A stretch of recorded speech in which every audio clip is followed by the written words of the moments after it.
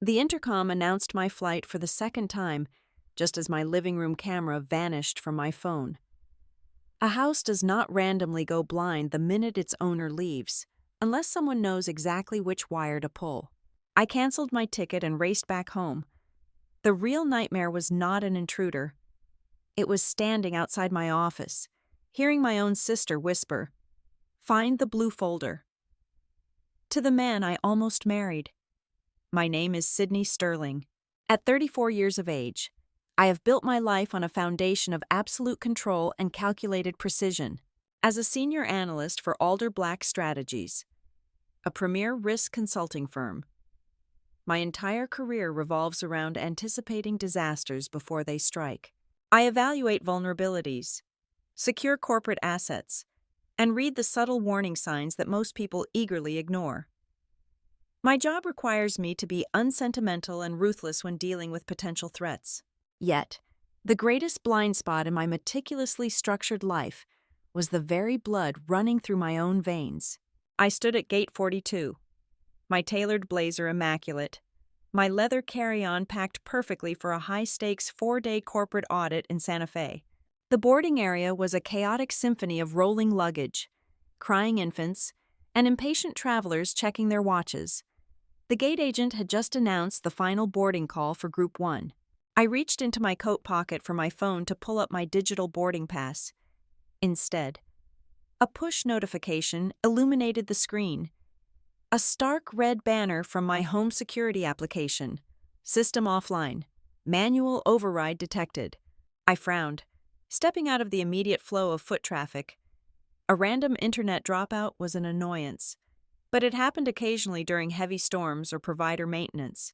I tapped the alert, bypassing the general warning screen to access the granular system logs.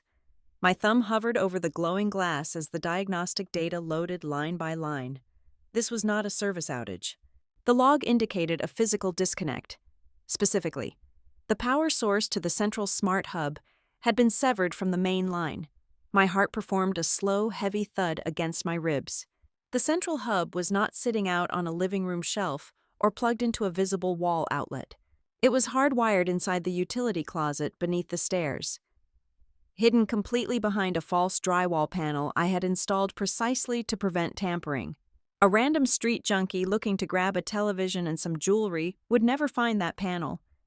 They would smash a back window, grab what they could carry in 10 minutes, and run. They would not know to go straight to the utility closet, pry open the hidden panel, and pull the specific power cord that killed the cameras but left the local noise alarm disabled. Only someone who had spent a significant amount of time in my house could execute that sequence. I stopped walking entirely. The flow of frantic passengers parted around me like a rushing river hitting a solid stone. Suddenly, the trivial, annoying conversations of the past 3 weeks crashed over me with sickening, terrifying clarity. I remembered my older sister, Brooke, pouring a second glass of expensive wine during our impromptu Sunday brunch. She had casually asked if my new security cameras recorded straight to a cloud server or just to a local hard drive. She had laughed it off as mere curiosity about modern technology, playing the part of the technologically inept older sibling. I remembered her husband, Mason, leaning against my kitchen counter while chewing on an apple, asking if I still received my bank statements and utility bills in the mail or if I had gone entirely paperless. He had framed it as a casual conversation about environmental responsibility and reducing clutter. And then there was Brooke again, just last night at dinner. Her voice had been dripping with fake sisterly concern as she offered to water my plants and collect my mail while I was away on business. She had boldly asked for my alarm code, claiming she needed it just in case a storm tripped the breaker and the alarm went off. Disturbing the quiet neighborhood, I had politely declined, telling her my neighbor Carla had a spare key and the guest code. Brooke's bright smile had tightened for a fraction of a second, a micro-expression of sheer frustration that I had dismissed at the time. I had brushed off these interactions as their usual boundary-pushing behavior. I had been incredibly foolish. They were not making polite family conversation. They were performing targeted reconnaissance. "Ma'am, are you boarding?" The gate agent's voice snapped me back to the harsh fluorescent reality of the terminal. She was gesturing toward the dark tunnel of the jet bridge, holding a scanner in her hand.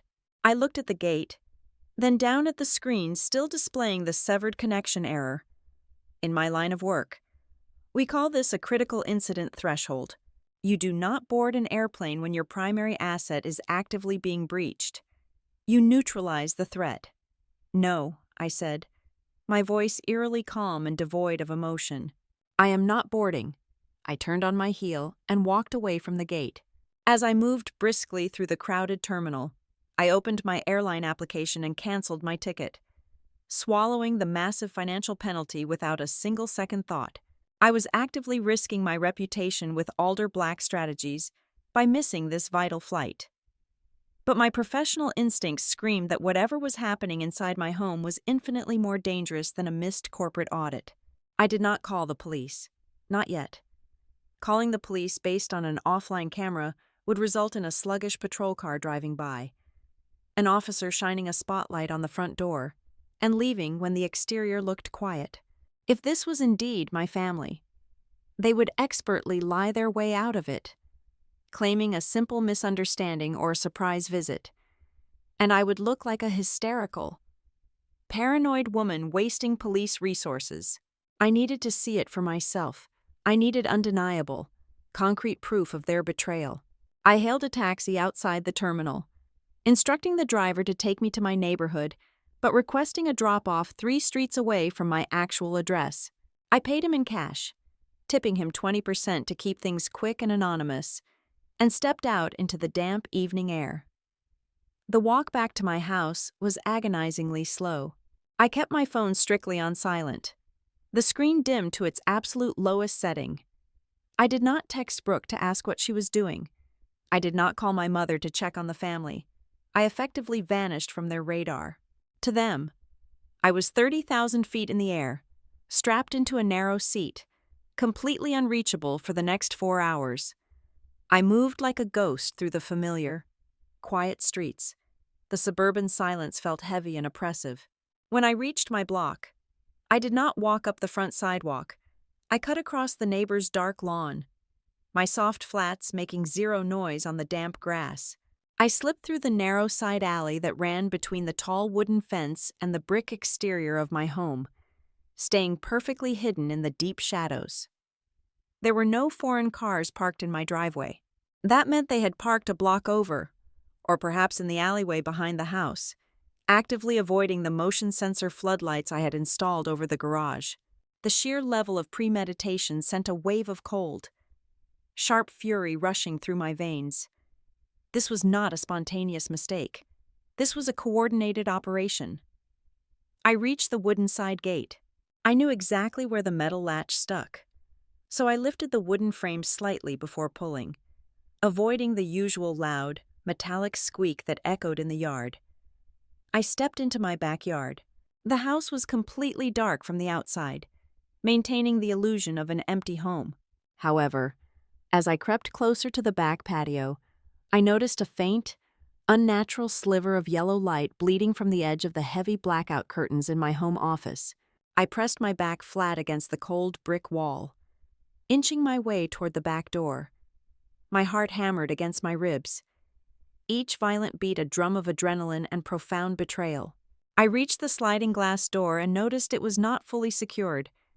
It was cracked open by perhaps half an inch, just enough to let the stale air of the house mingle with the cool night breeze.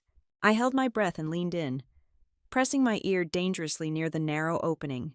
The silence inside was broken by the distinct, frantic sound of paper being aggressively shuffled, heavy drawers being pulled open and pushed shut with urgent, careless force. They were tearing my private sanctuary apart. Then, a voice sliced through the quiet tension. It was a voice I had known my entire life. A voice that had sung me happy birthday and offered me fake comfort during my darkest days. "Hurry up," Brooke hissed, her tone completely stripped of all the sweet, sisterly affection she had faked for the past 2 months. It was replaced by a sharp, venomous, and greedy impatience. A deeper voice muttered something indistinguishable, accompanied by the heavy thud of a file cabinet slamming shut against the wooden floor. "I do not care about the tax returns right now," Brooke snapped, her voice echoing slightly in the confined space of my office. "Just find the blue folder before she finds out." 2 months before, I stood in the deep shadows of my own backyard, listening to my sister frantically tear apart my home office. I genuinely believed I had finally secured my absolute peace. It had taken me over a decade of grueling, relentless discipline to construct a reality that felt entirely safe and impenetrable. I had climbed the corporate ranks at Alder Black Strategies through sheer grit and an unwavering dedication to logic. But my true pride, my ultimate anchor, was my house. It was a beautiful mid-century modern property nestled in a quiet tree-lined suburban cul-de-sac. After years of aggressive financial planning, pouring every spare dollar and every annual bonus directly into the principal, the mortgage was 98% paid off. By the end of the current fiscal year, I would own the deed outright. It was my fortress against a world, and specifically a family, defined by constant chaos. My older sister, Brooke, existed in an entirely different universe. Brooke operated purely on the currency of charm, engineered helplessness, and aggressive entitlement. She was our mother's undeniable golden child, the daughter who could impulsively drain her checking account for a luxury vacation to Tulum and somehow manipulate the narrative until it sounded like a vital, unavoidable act of mental health preservation. Whenever the inevitable credit card bill arrived, Brooke possessed a terrifying, almost predatory talent for stepping aside and letting the catastrophic financial fallout crush whoever was standing closest to her. Usually, that person was me. Her husband, Mason Pike, was the perfect architectural support for her grand delusions. Mason loved to introduce himself at neighborhood dinner parties as a visionary venture capitalist, but his actual career was a precarious house of cards built on volatile, high-risk schemes. He was perpetually chasing the next lucrative property flip or tech startup, relying heavily on hard money lenders charging 18% interest, aggressive legal loopholes, and a thick, confusing tapestry of half-truths. Mason always needed a short-term bridge loan just to keep the lights on for another 30 days. He always promised a massive, six-figure return that conveniently evaporated right before the closing date. Together, Brooke and Mason were a walking financial sinkhole, desperately masking their insolvency with leased luxury vehicles and designer clothes bought on maxed-out store credit. The true, suffocating depth of my family's toxic entanglement, however, was brutally exposed exactly 2 years ago. That was the year I called off my wedding to Derek Holloway. Derek was incredibly handsome, endlessly persuasive, and, as I discovered exactly 8 weeks before I was supposed to walk down the aisle, completely drowning in undisclosed liabilities. He was not just financially illiterate, he was actively and intentionally deceitful. I uncovered a hidden trail of emails proving he had been casually dropping my name, leveraging my pristine credit score, and using my job title at Alder Black Strategies to manufacture false credibility for his failing commercial real estate deals. He used my hard-earned stability as a human shield for his own fraud. The moment I verified the documents, I cut him out of my life with absolute, surgical precision. I canceled the premium caterers, forfeited the massive venue deposits, returned my custom dress, and changed the locks on my doors within 24 hours. I had foolishly expected my family to rally around me, to protect me from a man who had actively tried to exploit my identity and my assets. Instead, Brooke immediately appointed herself the official family peacemaker and Derek's unpaid defense attorney. She absolutely refused to let the dust settle. She called me constantly, weaponizing empathy, reminding me over and over that Derek was fundamentally a good man who had simply made a few desperate, misguided choices under immense pressure. She insisted that holding grudges was toxic and that we all needed to practice grace and forgiveness to maintain a healthy family dynamic.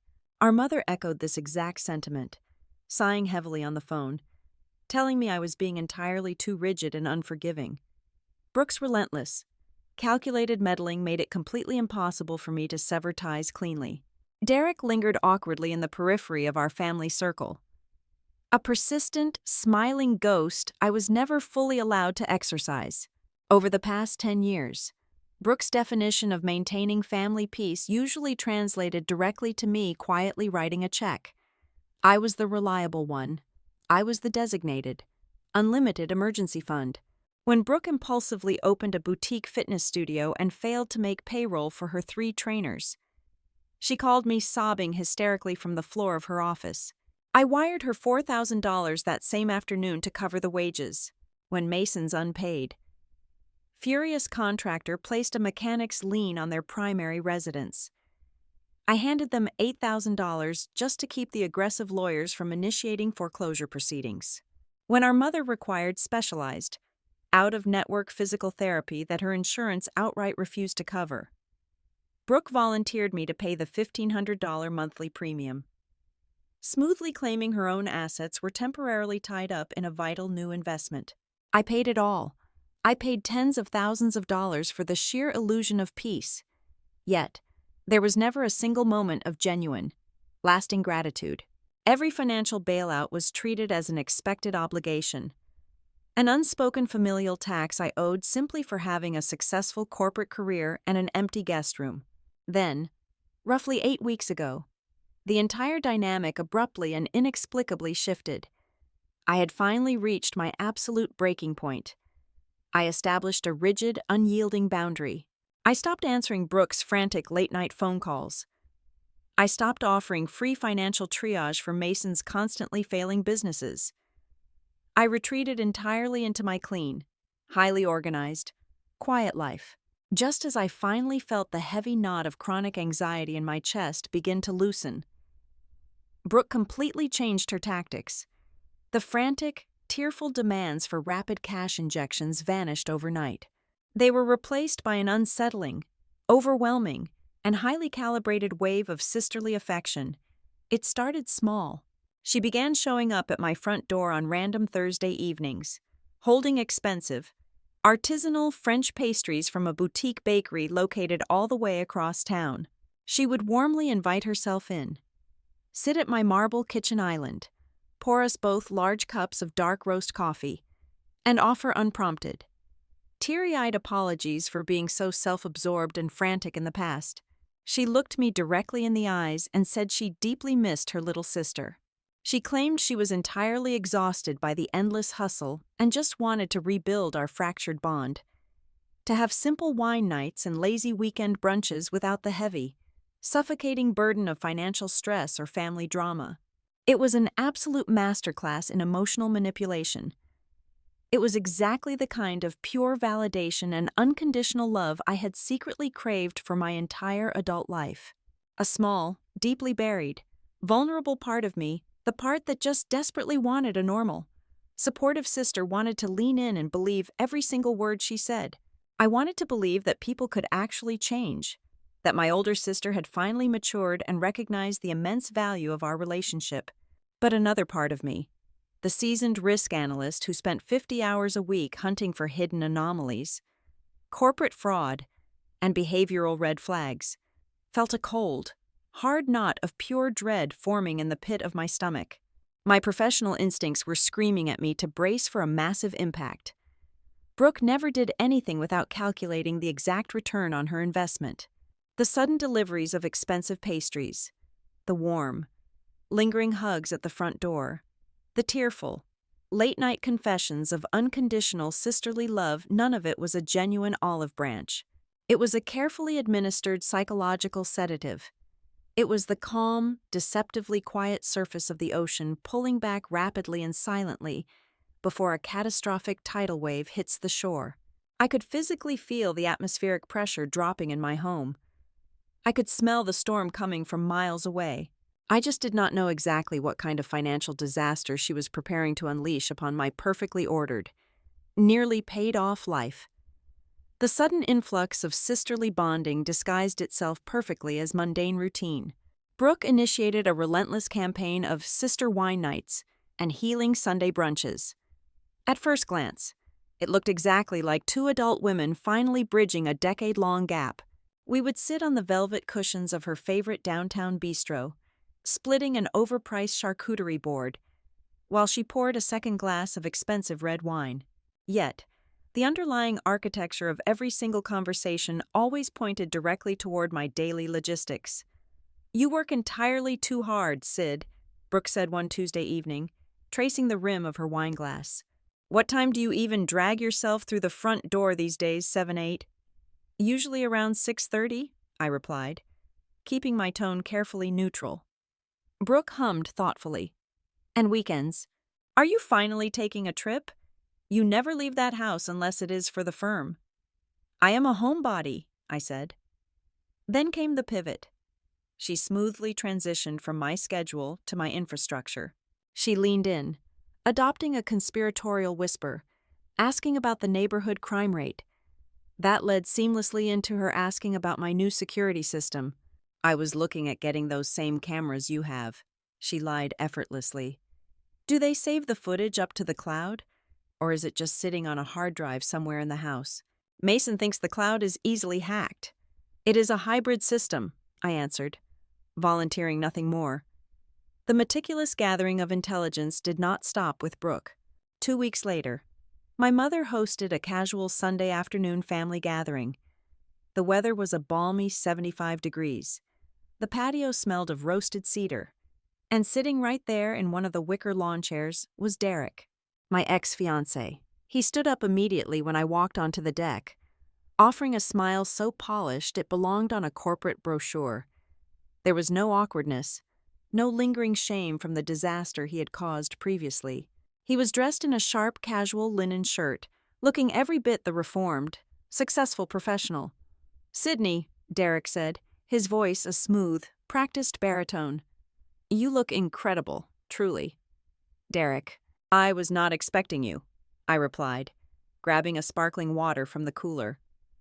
Brooke materialized beside us instantly, wrapping an arm around Derek's shoulder.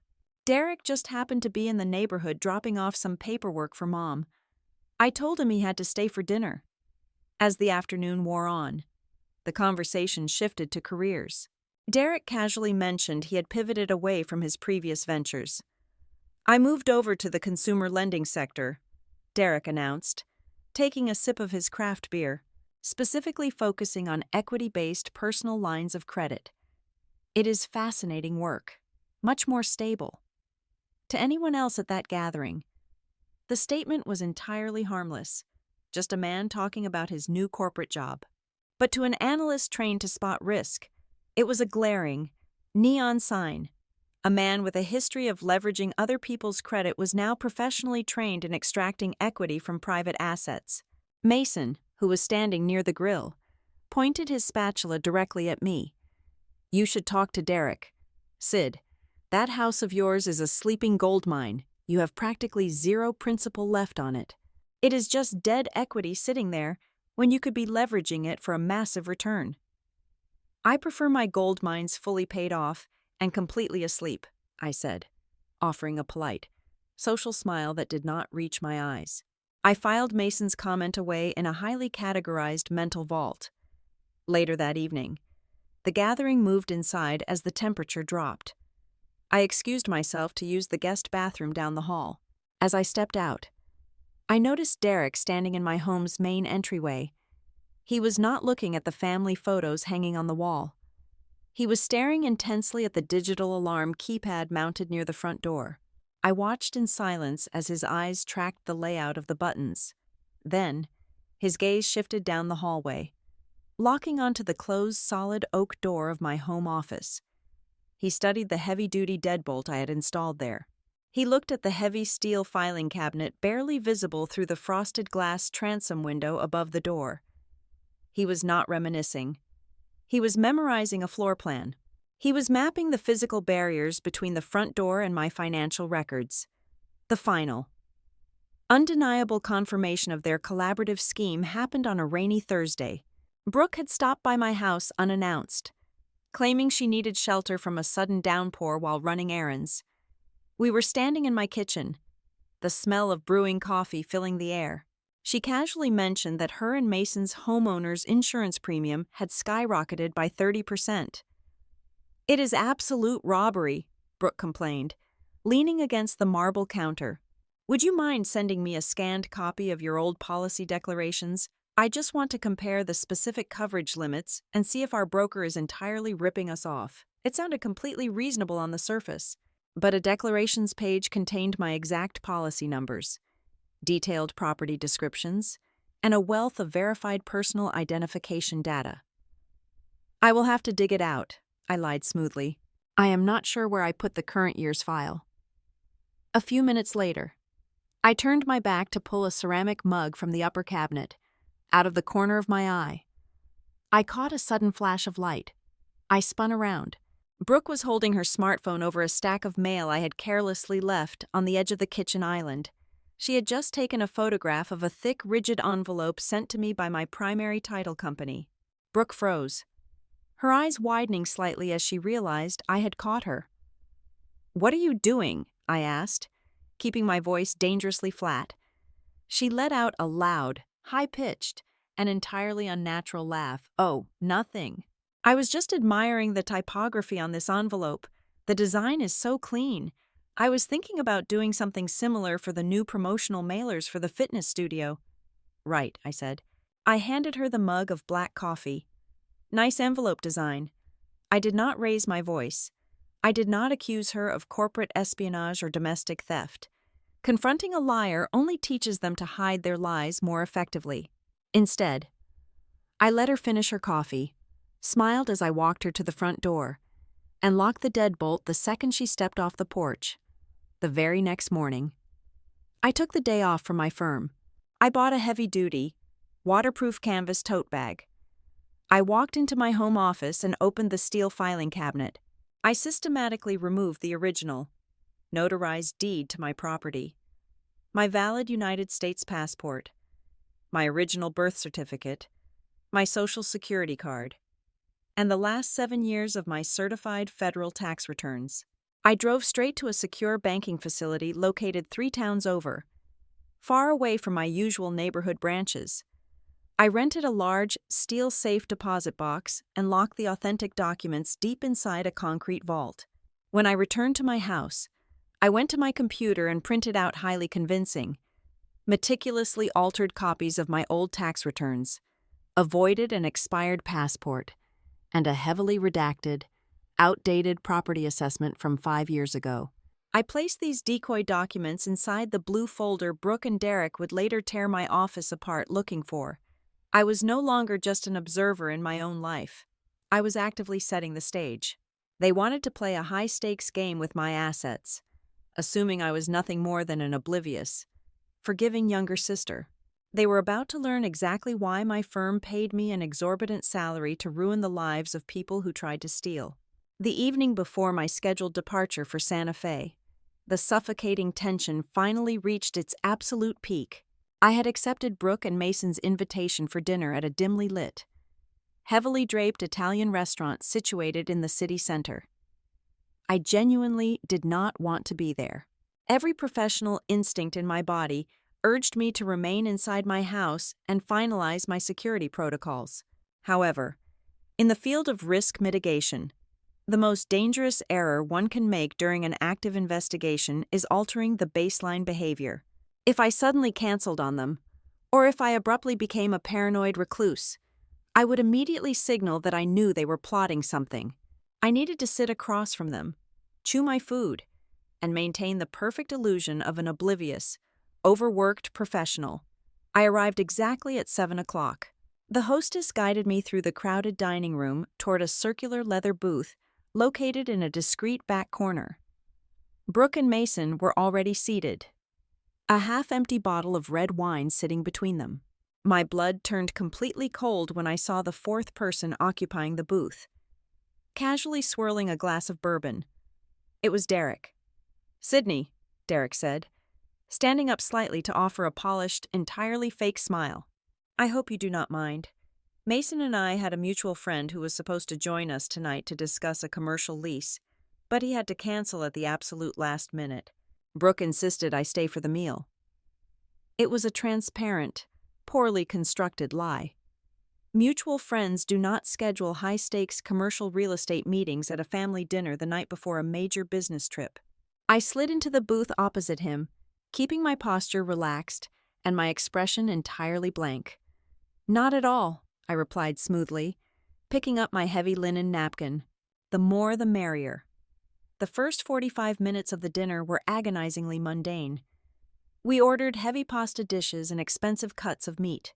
Brooke filled the silence with rapid, breathless stories about her fitness studio and the trivial drama of her neighborhood association. I played my part perfectly, nodding at the right intervals, sipping my sparkling water, and offering non-committal humors. Then, as the waiter cleared our appetizer plates, I casually deployed the bait I had prepared. "I am going to be completely off the grid for the next 4 days." I sighed, rubbing my temples as if I were exhausted by the mere thought of it. The Santa Fe audit is a massive, multi-tiered project. I have back-to-back boardroom meetings scheduled from 8 in the morning until 7 at night. My phone will be turned off during business hours, and I will likely just crash at the hotel bar afterward. I am practically unreachable until I land back here on Monday afternoon. The physical reaction around the table was instantaneous and terrifying to witness. It was as if I had just dropped a heavy bag of gold coins onto the center of the table. Brooke's eyes widened slightly, a sudden, sharp gleam of predatory excitement flashing across her face before she quickly masked it with a wide, sisterly smile. "Oh, you work entirely too hard," Brooke cooed, reaching across the table to pat my hand. 4 whole days of just pure stress. "Listen, you should let me help out. Let me swing by your place tomorrow. I can water your indoor plants, grab your mail so it does not pile up, and just keep an eye on the house. It will give you peace of mind. That is what family is for, right?" "Absolutely," Mason chimed in, leaning forward and resting his elbows on the mahogany table. He picked up his wine glass, adopting a tone of casual, masculine curiosity. "Speaking of mail, you still get physical copies of your stuff, right? Bank statements, utility bills, that sort of thing. I was just reading an article about how thieves are targeting overflowing mailboxes in our area to steal identities. You really cannot be too careful these days with paper documents sitting out in the open." He was not talking about identity theft. He was trying to confirm whether the necessary financial documents to process a fraudulent loan were actively being delivered to my physical address.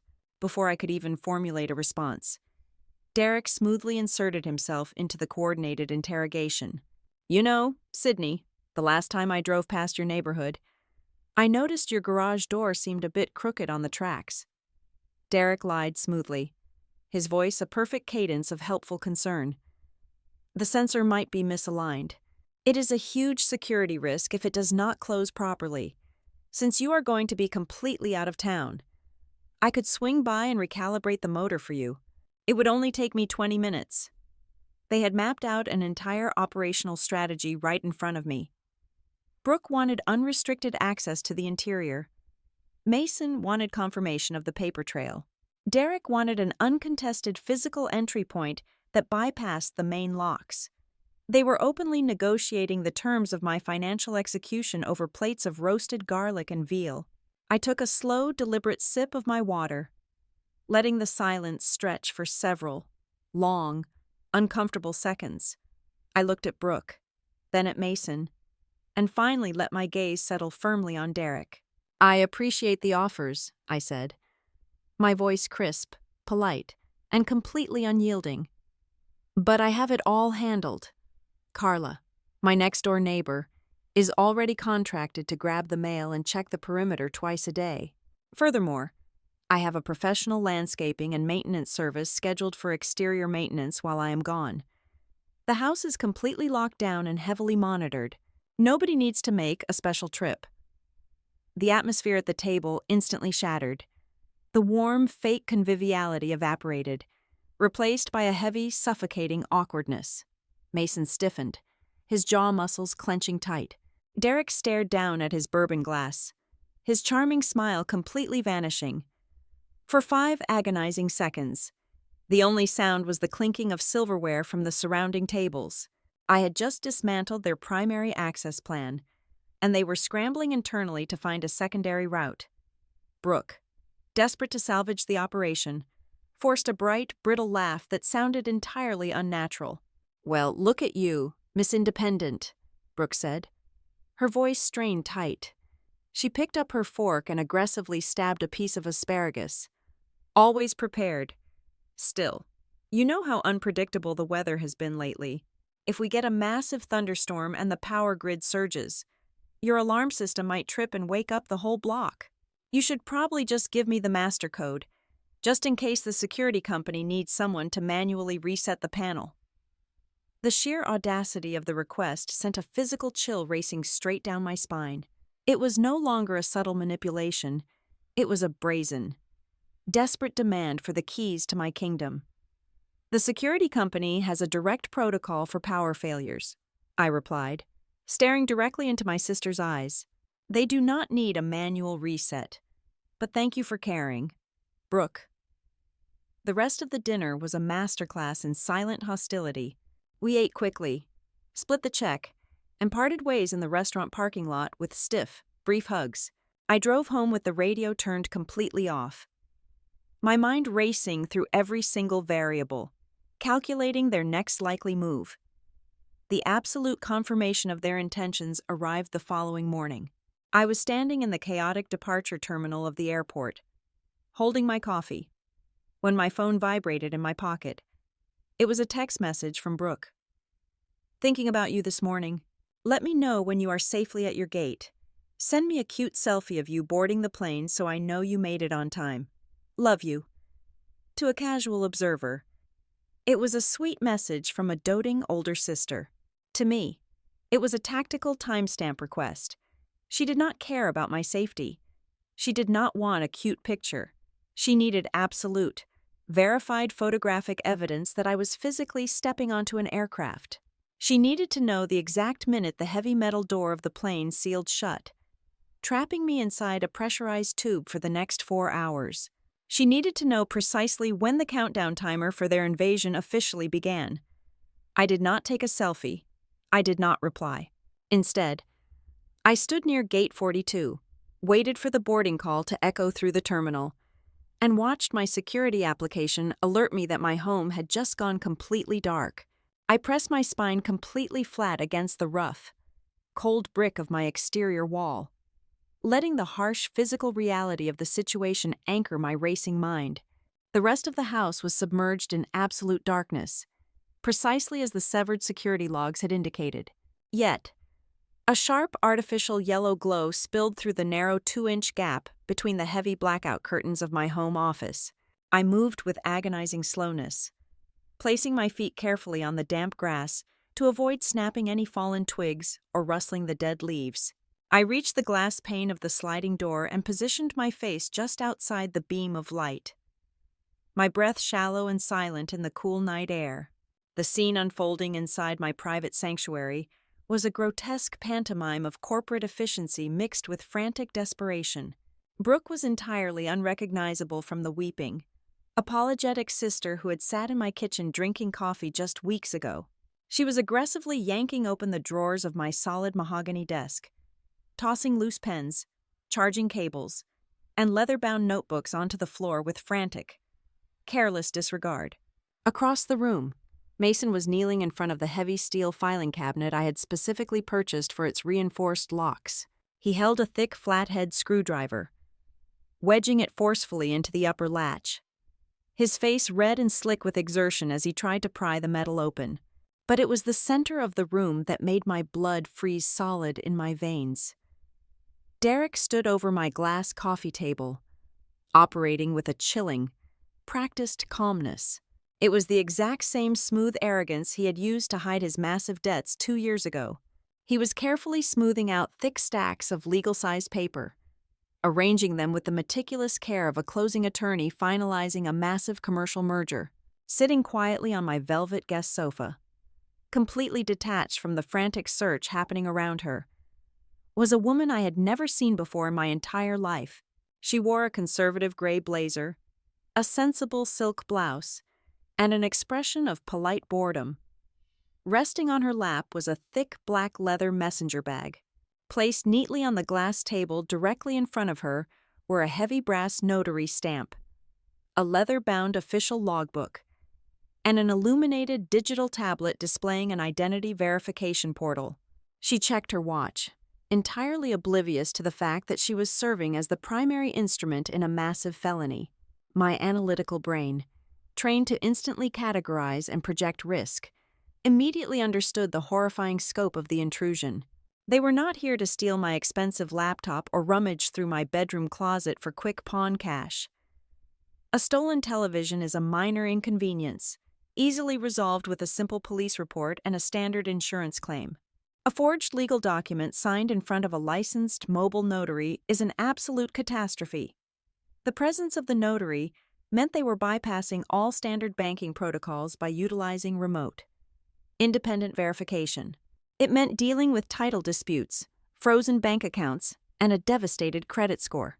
The fallout from this specific type of sophisticated fraud would easily drag on for months, perhaps even years, draining my resources in endless legal battles just to prove I owned my own home. Every instinct in my body was urging me to force the sliding glass door open, break through the barrier, and shout until my voice gave out. I wanted to physically tear them away from my life, to rip the documents from Derek's hands and throw Mason out into the street. But the seasoned corporate strategist in me took total, absolute control. So, if I stormed into that room right now, empty-handed and furious, the trap would instantly spring backward onto me. Brooke would immediately burst into hysterical tears, dropping to the floor in a panic.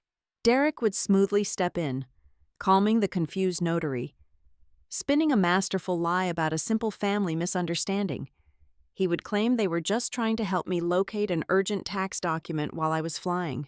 They would gaslight me right out of my own crime scene, turning my righteous anger into a display of unhinged paranoia. I reached into my coat pocket and pulled out my smartphone. I bypassed the security lock, opened the camera application, and switched it to video mode. I pressed the red recording button.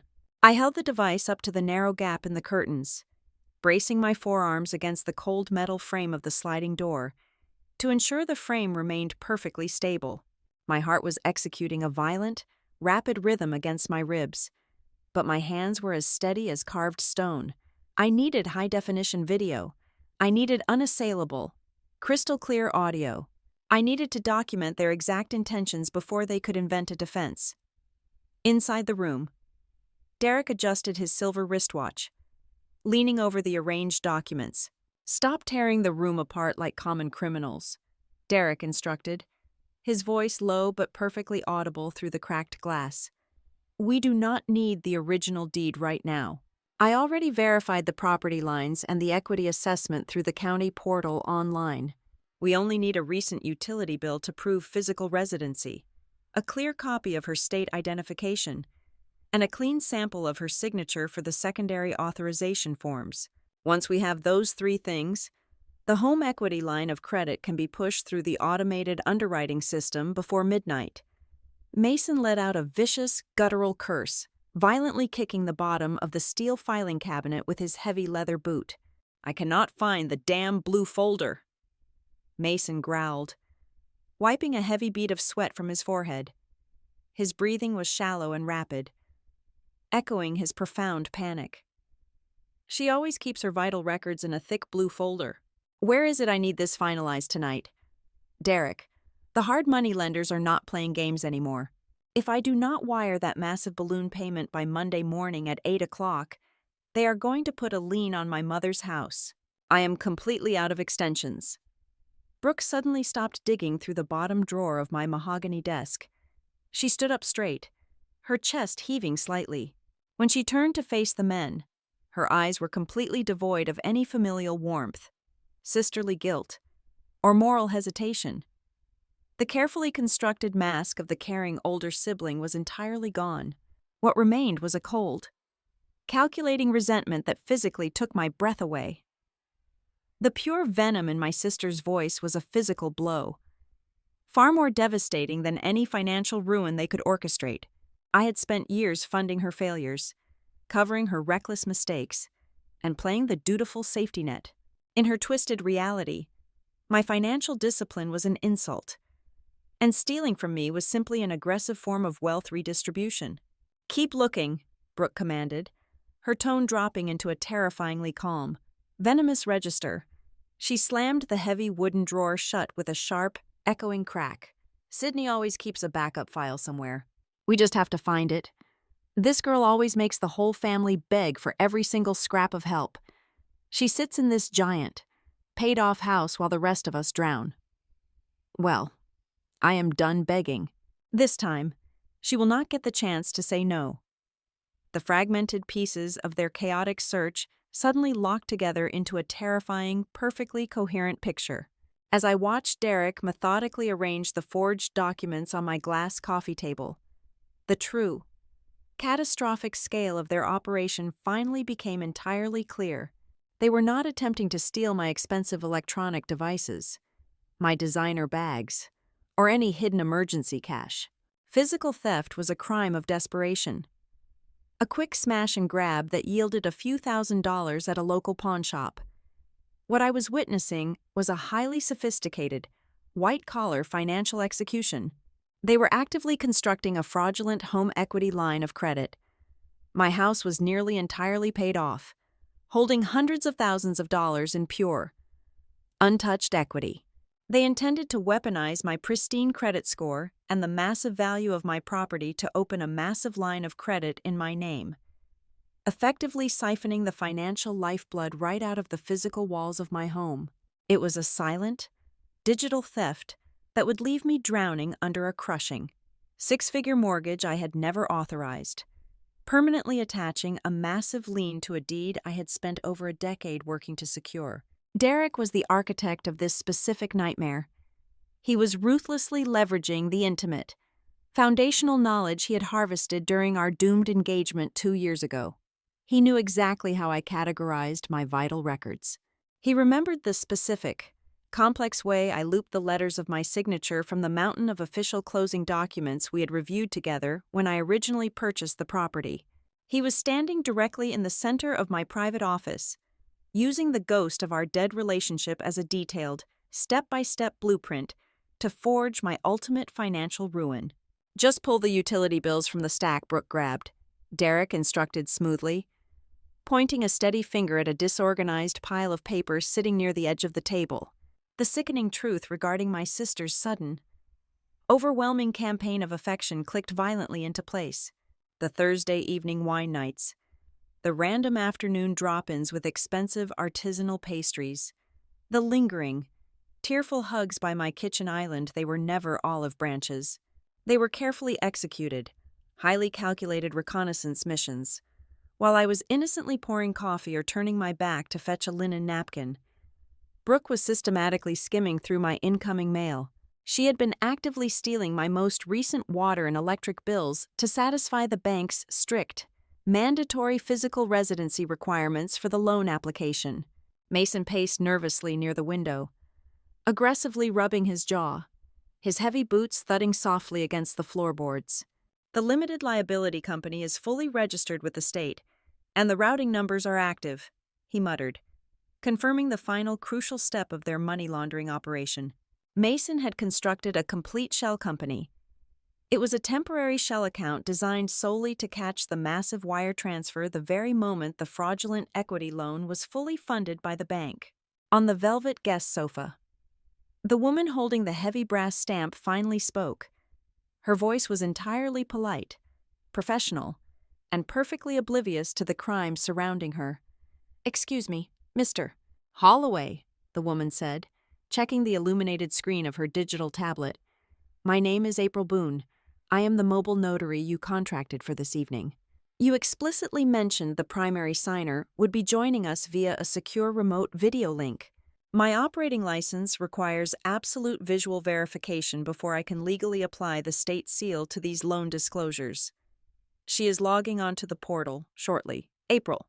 Derek lied effortlessly, offering the notary a reassuring, practiced, and charming smile. "She is currently in transit for a major corporate audit. so the wireless connection is a bit spotty right now. We just need to finalize the physical paperwork on our end first to save time." April Boone nodded slowly, completely unaware that she was sitting directly in the center of a massive, orchestrated felony. She genuinely believed she was facilitating a modern, convenient remote real estate transaction for a busy corporate executive. She did not know her official seal was the final key required to validate a catastrophic identity theft. "We have to finish this entire package tonight," Derek continued, lowering his voice into a sharp whisper as he turned his back to the notary and faced Mason and Brooke. "The automated underwriting system approves these equity lines in under 48 hours. If we submit the forged package with April's official stamp by midnight tonight, the bank will process the automated approval over the weekend. By 8 o'clock on Monday morning, the funds will wire directly into Mason's shell account. The money will completely clear the escrow and transit holds long before she even lands her return flight from Santa Fe. By the time she checks her banking application on Monday afternoon, the money will be completely gone, and the new lien will be permanently attached to her deed." I kept my hands perfectly steady, pressing my phone against the glass, allowing the camera to continue recording every single damning syllable. The sheer, staggering scale of the theft was enough to destroy a person. But it was the very next exchange that fundamentally shattered whatever lingering fragile piece of my heart still considered these people family. Brooke leaned against the edge of my desk, crossing her arms tightly over her chest. She looked up at Derek, and a strange, deeply toxic intimacy flashed instantly between them. "Are you absolutely sure she has not suspected anything?" "Derek," Brooke asked, her voice dropping into a familiar, hushed, and conspiratorial tone. "You know exactly how paranoid she gets. She has been incredibly rigid and suspicious ever since you two split up." Derek chuckled. It was a low, cruel, and deeply arrogant sound that made my stomach physically heave in the darkness. He reached out and casually tucked a stray lock of blonde hair behind Brooke's ear. It was a tiny, subconscious gesture of profound, established physical comfort. "She has absolutely no idea." "Brooke," Derek murmured, his eyes locked onto my sister's face. "She genuinely thinks she's the smartest person in the room, just like she had absolutely no idea about us back then. If she could not figure out we were sleeping together for 6 months while she was busy picking out expensive floral arrangements for a wedding that was never going to happen, she certainly cannot see this loan coming." The cold night air completely left my lungs in a violent, silent rush. The revelation hit me with the brutal, paralyzing force of a physical blow to the chest. The betrayal was not merely financial, it was a sprawling, multi-year infection that completely rewrote my entire personal history. My sister and my fiancé. The ruined engagement 2 years ago was not just about Derek's hidden debts or his pathetic attempts to leverage my corporate career. It was a complete, coordinated, and devastating humiliation. While I was fiercely protecting my credit score, canceling caterers, and weeping alone in the dark over a broken future, they were already sharing a bed. Every single tear Brooke had shed while playing the designated family peacemaker was a lie. Every urgent, emotional plea for me to show Derek grace and forgiveness was a manipulation. Every late-night phone call demanding I keep the peace and let him remain in our social circle was part of a grotesque, highly choreographed theater. The recent desperate campaign of sudden sisterly kindness was never about healing a fractured bond or missing her little sister. It was a calculated, predatory strategy to bypass my newly established boundaries. It was a mission to get close enough to my remaining assets to finish the absolute destruction they had started 2 years ago. They had weaponized my own deep, silent desire for a functional family against me. In that exact, suspended moment in the freezing shadows of my backyard, the sharp, overwhelming agony of the personal betrayal underwent a sudden, terrifying chemical reaction. The suffocating grief completely evaporated. The paralyzing shock solidified into pure steel. The raw, bleeding wound inside my chest instantly froze over. turning into something infinitely colder, sharper, and far more dangerous than simple anger. I did not feel the sudden urge to cry. I did not feel the desperate, childish need to kick the door open, confront them, and demand a tearful explanation. Explanations are strictly for people who still care about preserving relationships. I was no longer looking at my older sister, my former partner, or my brother-in-law. I was looking at three hostile, invading liabilities who had actively chosen to destroy my life for their own personal enrichment. They had entirely exhausted every single ounce of my forced empathy. They had permanently bankrupted my familial loyalty. As I watched Derek smile warmly at my sister through the cracked glass, my absolute resolve crystallized into a perfect, unbreakable weapon. I would not let a single one of them escape this room using cheap tears, manufactured panic, or the pathetic, manipulative excuse of being family. I was going to bury them. I did not slam my fists against the heavy glass. I did not scream their names into the freezing night air, demanding an explanation for their monstrous betrayal. Confrontation fueled by raw emotion is exactly what manipulators rely upon to twist the narrative and escape accountability. Instead, I silently lowered my phone, terminating the video recording, and took 4 deliberate, quiet steps backward into the deepest, thickest shadows of my backyard. I retreated until my back pressed firmly against the rough bark of the old oak tree near the fence line. I unlocked my screen, opened the dial pad, and called 911. The dispatcher answered on the second ring. "Emergency dispatcher, what is your location?" I provided my exact street address, my voice completely devoid of panic, maintaining the crisp, authoritative cadence I use during high-stakes corporate risk assessments. "I am the legal homeowner. I am currently hiding in the dark in my backyard. There are 3 unauthorized individuals inside my home office, alongside an unwitting mobile notary. They have intentionally bypassed my primary security system and are actively committing identity theft and wire fraud. They are attempting to originate a fraudulent mortgage on my property to steal the equity. They do not know I am outside." The dispatcher instructed me to remain completely hidden and confirmed that multiple patrol units were already dispatched to my sector. The moment the call ended, I opened my encrypted messaging application. I attached the high-definition video file I had just recorded and sent it directly to Lena Hartwell. Lena was my private retaining attorney, a ruthless, brilliant legal strategist I had originally met during a particularly vicious corporate merger at Alder Black Strategies.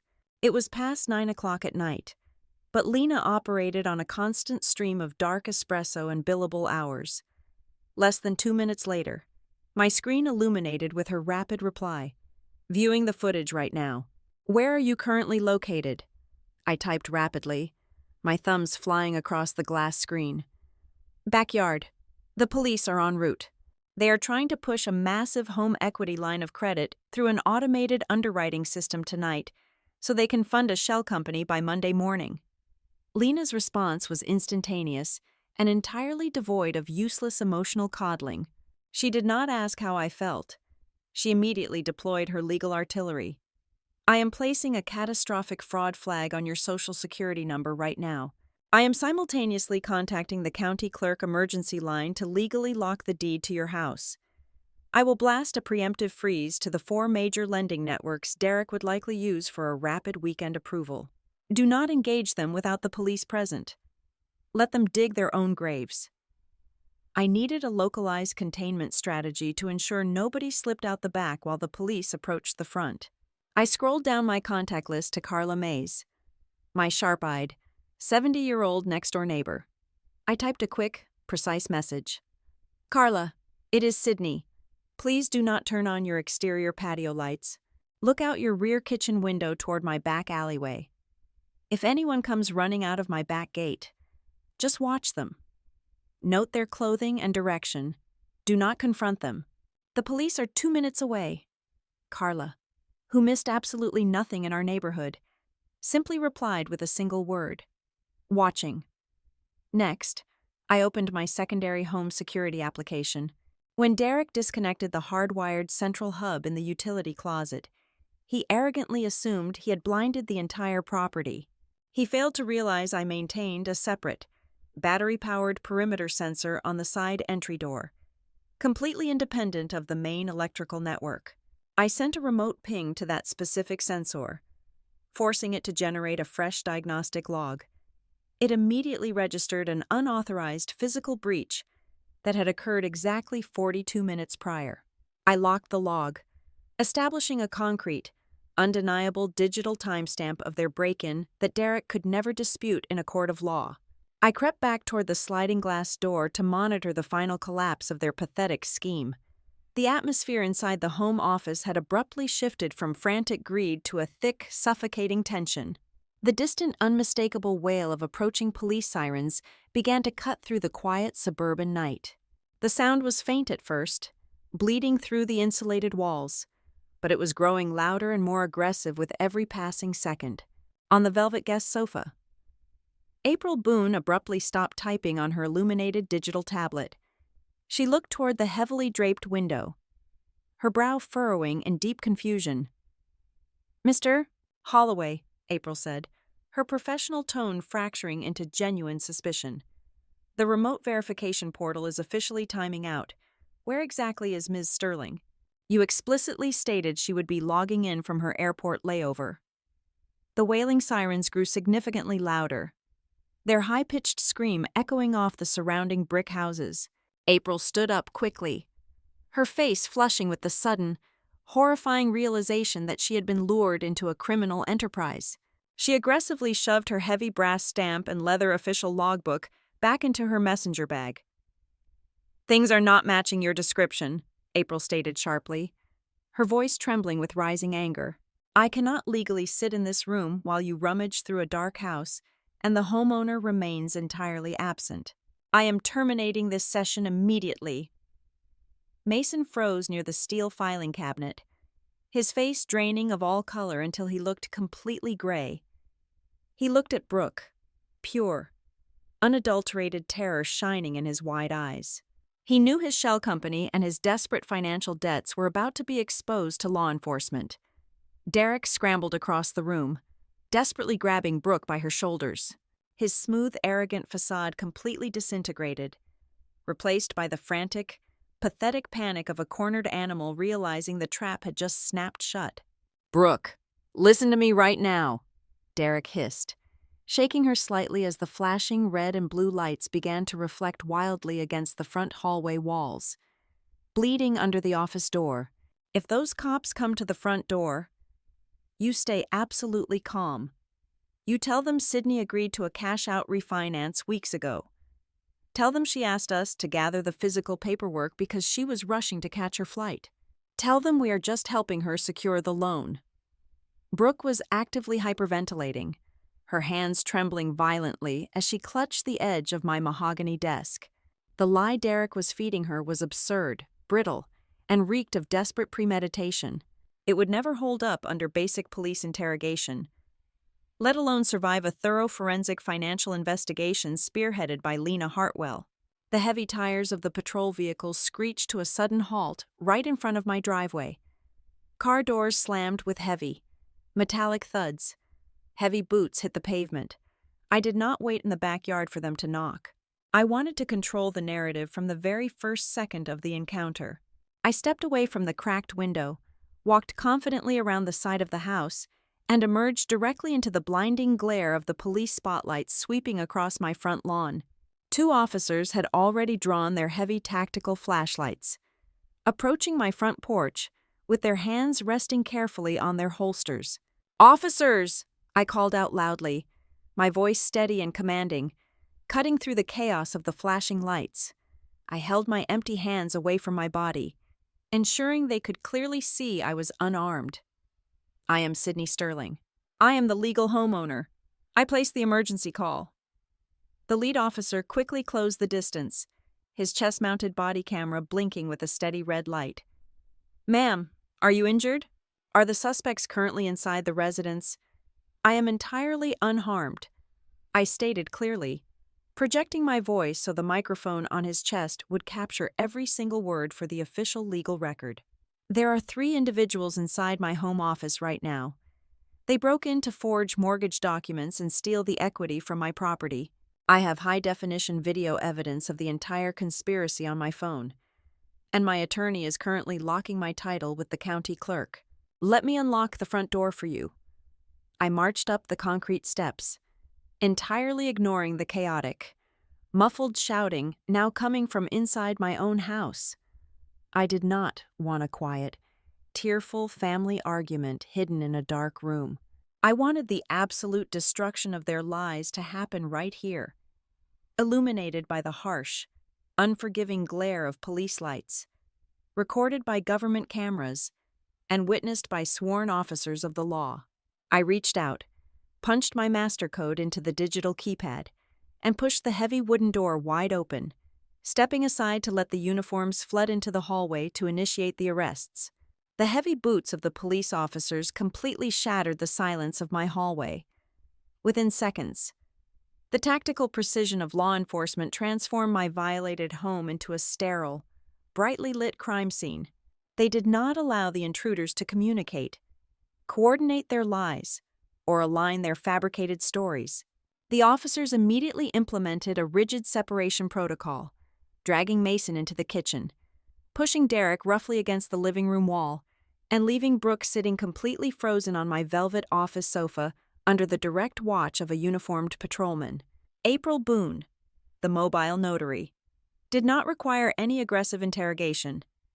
The moment a detective approached her, she completely unraveled, her professional, composed demeanor collapsing into sheer, unadulterated panic. She eagerly surrendered her heavy leather logbook and her brass official stamp, frantically explaining her entire involvement to anyone who would listen. "I was contracted for a standard remote real estate closing," April cried out, her voice echoing frantically off my vaulted ceilings. "He told me the homeowner was fully aware and waiting on a secure video link. I had absolutely no idea she was not present, or that she had not consented to this financial transaction. I am fully licensed by the state. I would never willingly participate in a fraudulent signing." While April aggressively cleared her own name, the primary investigating forensic officer began systematically cataloging the physical evidence scattered across my glass coffee table. The sheer arrogance of their operation was staggering. They had not even attempted to conceal their crude methodologies. Lying directly under the harsh, white glare of the officer's tactical flashlight were 3 separate pages of my own signature, repeatedly traced and practiced in blue ink until the loops matched perfectly. Beside them sat a freshly printed stack of my hijacked utility bills, a silver external data drive containing all of my stolen identification files, and the final home equity loan application, almost completely filled out and awaiting only a fraudulent date and a stolen notary seal. Derek Holloway was detained the longest. I stood silently in the hallway shadow, watching as 2 seasoned detectives relentlessly broke down his initial, polished lie about me agreeing to a rapid cash-out refinance. Every single time Derek opened his mouth, he fatally contradicted his previous sentence. His smooth, corporate charm, the exact same charm he used to deceive me 2 years ago, was entirely useless against veteran investigators demanding concrete, documented proof of my consent. Mason, however, lacked Derek's calculating restraint. When an officer firmly informed him he was being placed under temporary investigative hold and instructed him to turn around, Mason completely lost his temper. His face flushed a dark, violent red as the heavy metal cuffs clicked loudly around his thick wrists. He violently twisted his upper body, locking his furious, bloodshot eyes directly onto me as they marched him aggressively toward the open front door. "This is completely insane! Sydney!" Mason screamed, his voice raw and echoing with misplaced rage. "You are deliberately exaggerating an internal family matter just to ruin us. You are doing this purely for personal revenge because you are a bitter woman. We are your blood." I did not blink. I did not offer him a single syllable of defense or justification. I simply watched them push his heavy frame out the front door and shove him into the cramped back seat of a waiting squad car. Seeing her husband arrested finally broke Brooke. She deployed her final, most insidious psychological weapon. As an officer read her constitutional rights. The cold, calculating woman I had secretly recorded in my backyard completely vanished. She instantly reverted to the helpless, weeping, overwhelmed older sister. She collapsed heavily onto her knees right in the center of my home office, her shoulders shaking violently with loud, theatrical sobs. She looked up at me, dark mascara running down her pale cheeks, desperately pleading for a customized version of reality where she was somehow the ultimate victim of circumstance. "Please, Sydney, you have to stop these officers right now," Brooke wailed, her voice cracking with practiced vulnerability. "It was just a temporary bridge loan. We were going to pay the monthly premiums.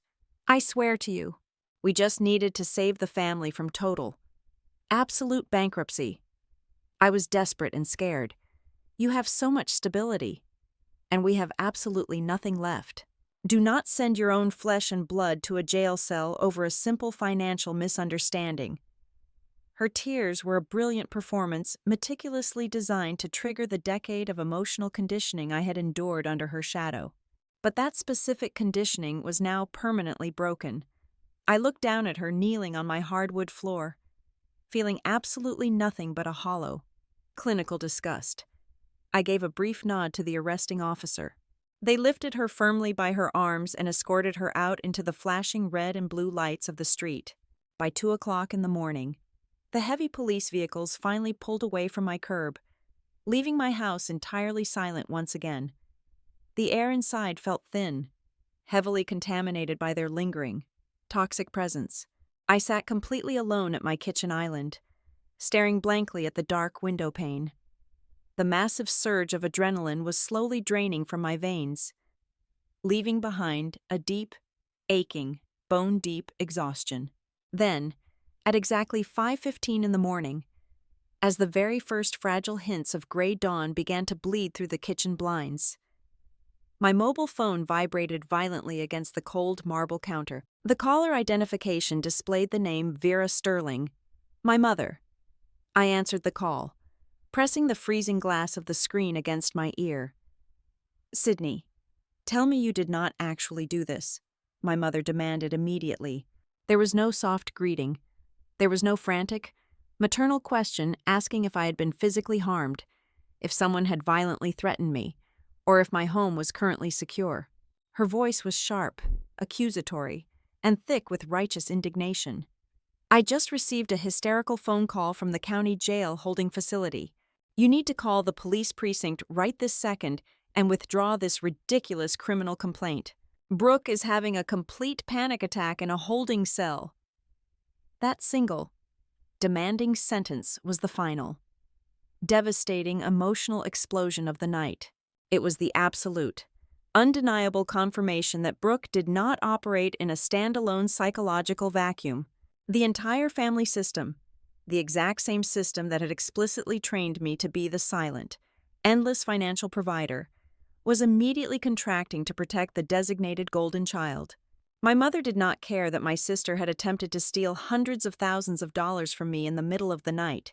She only cared that the family's dirty, pathetic secrets were now public, undeniable legal liabilities. "She committed a massive felony." "Mom," I said, my voice barely above a whisper, yet infinitely harder than a diamond. "She actively tried to steal my house. She is your sister," my mother snapped back, viciously weaponizing the very concept of family loyalty. "You fix this, Sydney. You fix this right now." I ended the call without saying goodbye. I opened her contact profile and permanently blocked her number. The betrayal had officially moved beyond the physical walls of my house and fully infected the entirety of my social reality. They were going to aggressively spin a public narrative where I was the cruel, heartless corporate executive throwing her poor, desperate sister to the wolves over a simple, fixable financial dispute. They were going to rally the extended relatives, the mutual family friends, and the old neighbors to their side. I welcomed the incoming war. The moment the sun fully crested the horizon, I did not collapse into my bed to sleep. I initiated a total, scorched earth defensive protocol. At exactly 7 o'clock in the morning, a specialized emergency locksmith arrived at my front door. I paid him triple his standard hourly rate to immediately drill out and replace every single physical lock on the entire property with high security, pick-resistant deadbolts. I sat at my computer desk and systematically purged my entire digital existence. I permanently revoked every single shared access protocol.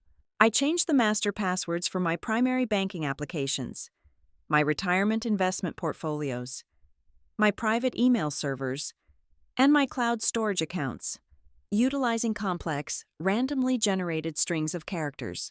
I contacted the local postmaster and permanently closed all previous mail routing options to my physical address, establishing a secure, off-site post office box for all future financial and legal correspondence. I located the smart television Derek had helped me mount to the wall years ago and physically disconnected its network card, removing any device he had ever laid his hands on.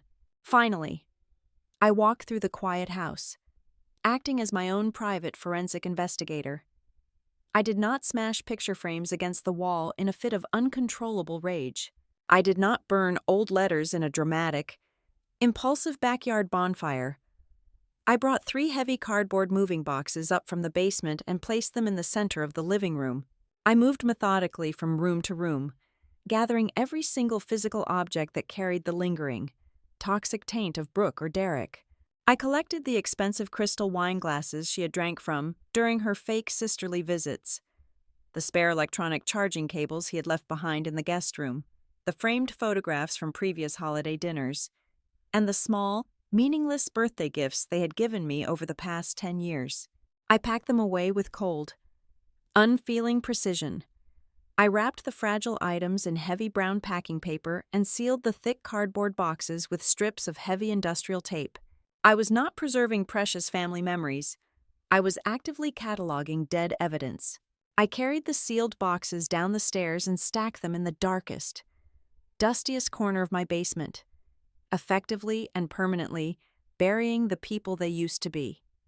The house was finally, entirely, and unquestionably mine. The days immediately following the arrests were not filled with the chaotic, screaming arguments my family usually relied upon to solve their problems. Instead, my reality became defined by the cold, surgical precision of data extraction. When you arrest individuals for organized wire fraud, the physical crime scene is merely the very top layer of the evidence, the real truth, the undeniable, sickening architecture of their betrayal, lived inside their digital footprints. Lena Hartwell utilized every single legal mechanism at her disposal, securing comprehensive subpoenas for their cellular devices, cloud storage accounts, and private email servers. What the forensic analysts uncovered over the next 3 weeks proved that this was not an impulsive night of frantic desperation. It was a meticulously planned, multi-year campaign of absolute destruction. The first horrifying revelation answered the lingering question of how they had bypassed my newly installed high-security deadbolts without leaving a single scratch on the brass. A deep dive into Brooke's digital purchase history produced a receipt from an automated key duplication kiosk located inside a local hardware store. The timestamp on that receipt was from 8 months ago. I cross-referenced the specific date with my own digital calendar. It was a Saturday. It was the exact afternoon I had hosted a large, catered fundraising event for a local animal shelter right in my own backyard.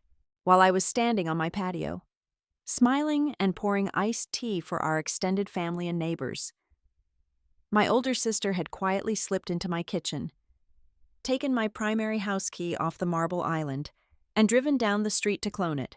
She had been carrying unlimited, secret access to my private sanctuary in her designer purse for nearly an entire year, just waiting for the perfect moment to strike. Derek's confiscated laptop provided an even darker roadmap of their intentions. The authorities recovered his deleted search engine queries, dating back to early November. He had not simply panicked about Mason's sudden death. He had been actively studying financial loopholes like a dedicated scholar.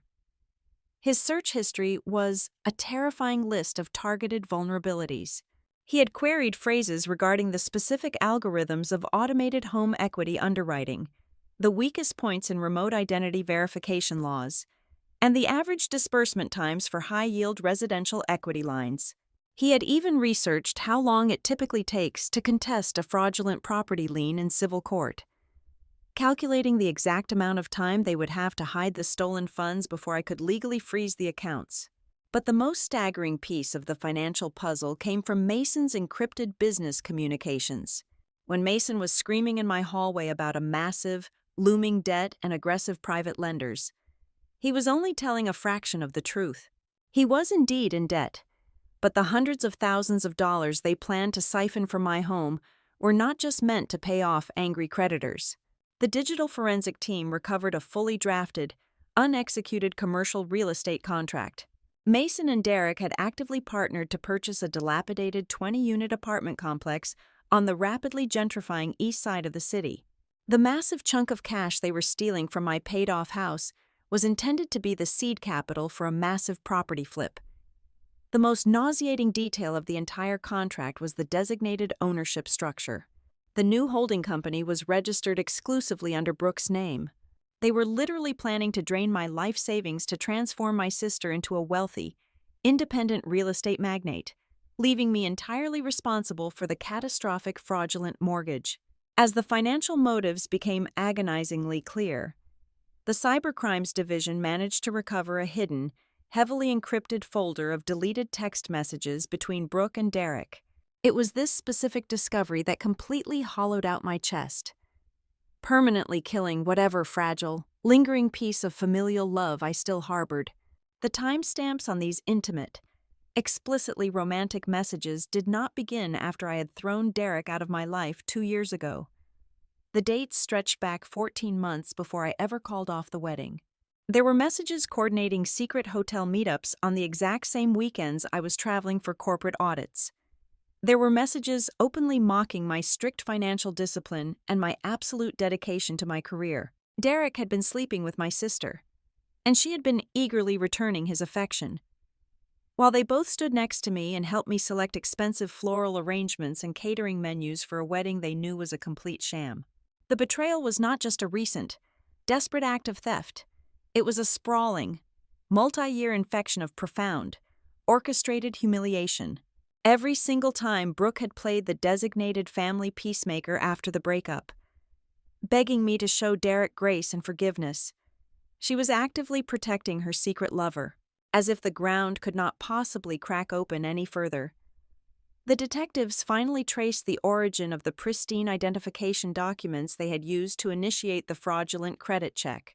The clear photocopies of my Social Security card and my old state identification had not been stolen from my hidden safe deposit box.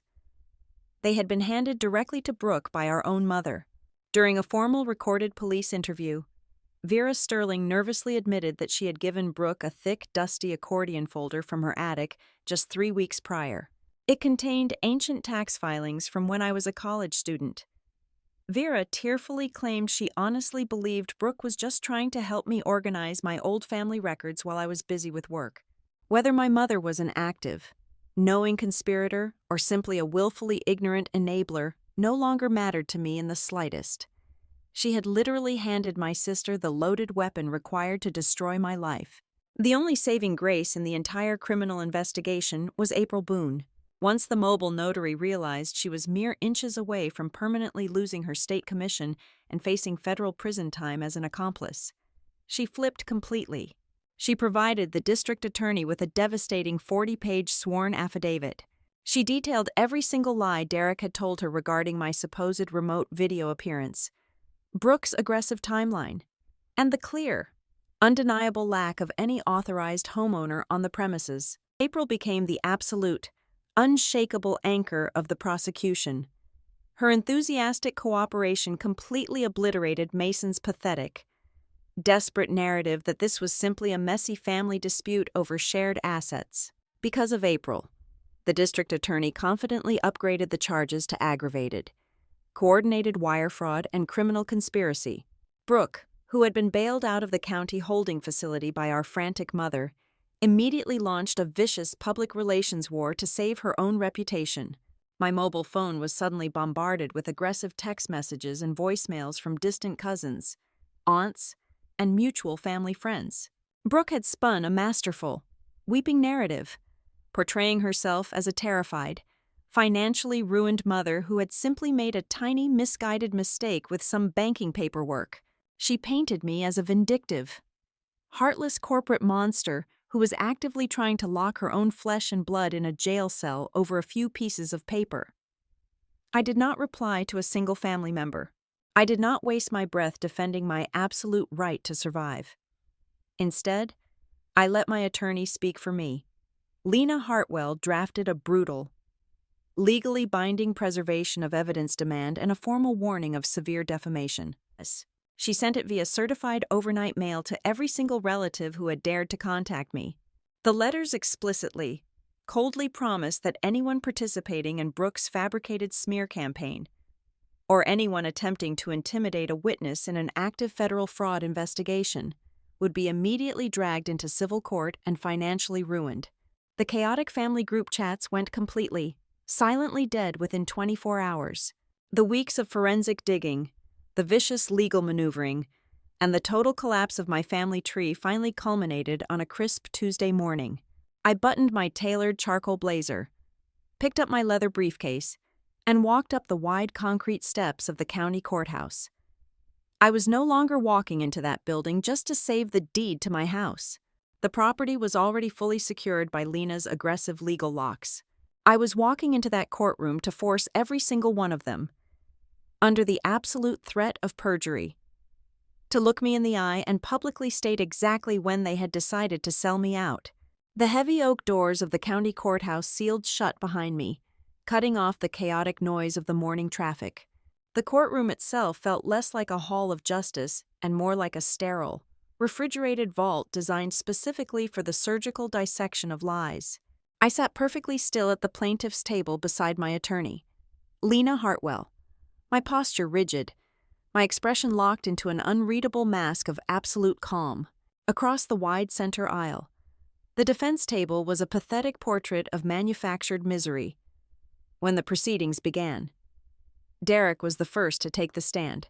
He had completely abandoned his polished, arrogant corporate persona. Instead, he wore an ill-fitting gray suit and slouched his shoulders, desperately attempting to project the image of a weak, foolish man who had simply been blinded by love. He looked pleadingly at the jury box, claiming he was merely a pawn, a man deeply infatuated with Brooke who had stupidly agreed to help her navigate a complex financial crisis. He painted himself as a romantic casualty, entirely unaware of the massive legal boundaries they were crossing. Brooke's performance was even more theatrical. When her defense attorney guided her through direct examination, she wept openly. Clutching a crumpled tissue to her chest, she constructed the narrative of a desperate, terrified mother standing on the absolute brink of total bankruptcy. She swore under oath that she never intended to permanently steal the equity from my home. She claimed she only wanted to borrow the funds temporarily, just for a few short months, to save her family from living on the streets. She looked directly at the judge with wide, tear-filled eyes, framing her felony as an act of maternal survival, portraying me as the wealthy, unfeeling sister who refused to offer a simple lifeline. It was a beautiful, heartbreaking story. It was also a complete, verifiable fabrication. The district attorney, armed with the meticulous forensic dossier Lena had compiled, stepped up to the podium and began the systematic demolition of their reality. There was no dramatic shouting. The destruction was quiet, methodical, and entirely rooted in indisputable data. The prosecutor projected the digital log of my severed security cameras onto the large screen, followed immediately by the hardware store receipt, proving Brooke had secretly duplicated my front door key 8 months prior. He laid out the incorporation documents from Mason's shell company, registered weeks in advance, proving this was never a spontaneous act of panic. Then, April Boone took the witness stand. The mobile notary sat up perfectly straight, her voice ringing with professional indignation. when asked if the defendants seemed rushed or confused. April shook her head firmly. Mr. Holloway was incredibly composed, April testified, looking directly at Derek. He explicitly assured me that the homeowner, Ms. Sterling, was currently on a commercial flight. He stated she was thousands of feet in the air and completely unreachable until the paperwork was already submitted to the underwriters. They deliberately scheduled my services for the exact window of time she would be physically unable to intervene. That testimony shattered the illusion of a simple, panicked mistake. It proved a cold, calculated premeditation predicated entirely on my physical absence. But the absolute, fatal blow came when Lena handed the prosecutor the digital audio file I had recorded from the dark shadows of my backyard. The courtroom fell into a heavy, suffocating silence as the speakers crackled to life. Brooke's own voice, stripped of all tears and fake sisterly warmth, echoed against the high wooden walls. This time, she will not get the chance to say no. A collective. Quiet gasp rippled through the gallery. The judge lowered her reading glasses, staring at Brooke with a look of profound, chilling disgust. That single recorded sentence completely annihilated the defense's entire narrative. It did not sound like a desperate mother begging for a temporary bridge loan. It sounded exactly like what it was: a hostile, predatory asset seizure.